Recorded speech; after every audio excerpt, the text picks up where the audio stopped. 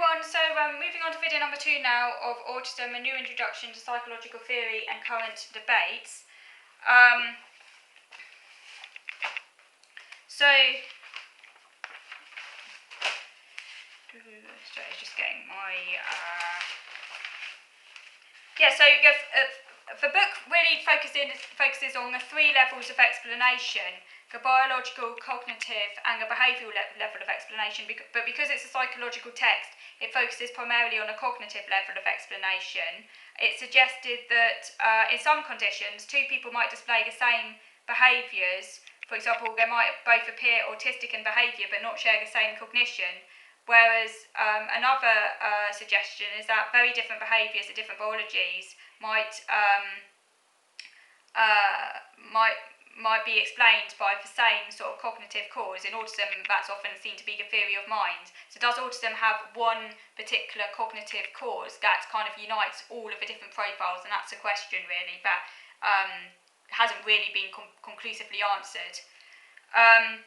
It explores anxiety. There is a suggestion that the underlying psychological construct of anxiety is intolerance of uncertainty, and this is hypothesised to underpin both certain features of autism and aspects of anxiety, and that's something I can really relate to, because I really struggle with uncertainty, and even something really bad, if something really bad is there, if I know why it's happening and the reasons for it, and if things are certain, it's a lot easier to deal with.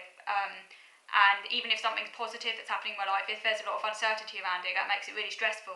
And I think they're trying to look at developing psychological therapies for autistic people that really focus in on this intolerance of uncertainty, and I think that would be a really good thing.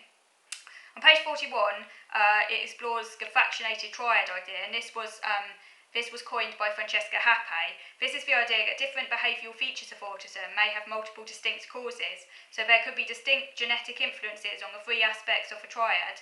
So instead of trying to look for a singular biological cause of autism on a genetic level, it would be more fruitful to look at the groups of genes, say, that contribute towards repetitive behaviours, or for groups of genes that contribute towards social difficulties, because they found that in a general population, so for those people who don't have autism, these areas are separate, that someone might struggle with repetitive behaviours but not have any social difficulties, and vice versa. To have autism, you need to have difficulties in all of those areas, but it would also explain the variability within autism, why some people with autism struggle more with repetitive behaviours, some people with autism struggle more with social difficulties, some people with autism struggle with all of them to equal extent, and it's likely because of these different genetic influences at play. And that's also why it can be incredibly difficult to talk about severity in autism, because someone might have really severe problems with repetitive behaviours but not so great difficulties with social skills. For another person it might be the other way around, and they could be like equally severe but for different reasons. And it also looks at resilience factors as well, and this is the capacity to avoid negative effects of something. And it suggested that having good executive functions might be what enables some autistic people to be really successful and to be able to overcome a lot of their problems. Because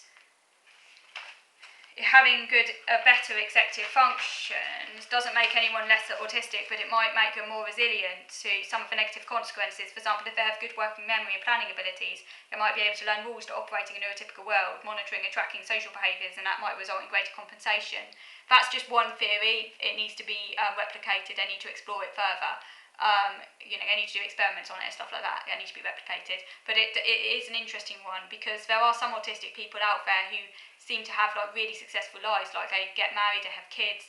They, not only that, which is a big enough feat in and of itself, even for a non-autistic person, but they then go on to like have like really like careers. They're going out to work every day. They manage, because to do all that, you do need to have quite and to maintain it as well, you do need to have quite a lot of executive functioning to be able to do that. Obviously, they might then experience a lot of mental health problems, and it can be very stressful because it can use up a lot more executive functioning as, say, a non-autistic person, because most autistic people do have some challenges in that area. So you might have to be using all of it to do that, and it might cause them a lot more stress and a lot more time consuming than someone who isn't autistic. But someone who's autistic, who has more severe executive functioning, might not even be able to do that.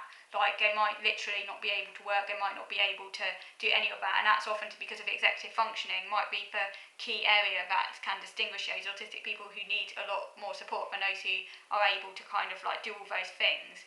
My executive functioning in some areas is not great. I do struggle to a great extent with working memory, with particularly visual working memory, as was tested on my recent assessment, which is like basically at the borderline of kind of intellectually impaired, which, considering my really high verbal IQ, you'd expect it to be a lot higher if it was in line with my high verbal intelligence, and that can explain why, although verbally I'm very intelligent, my actual ability to operate functionally in the world is quite significantly reduced, and not everyone appreciates that because of how I appear. But yeah, I just thought that was a really interesting kind of thing that they looked at in this book. Okay, so I'm going to stop now, but I'm going to come back to this review next week, so thank you for watching.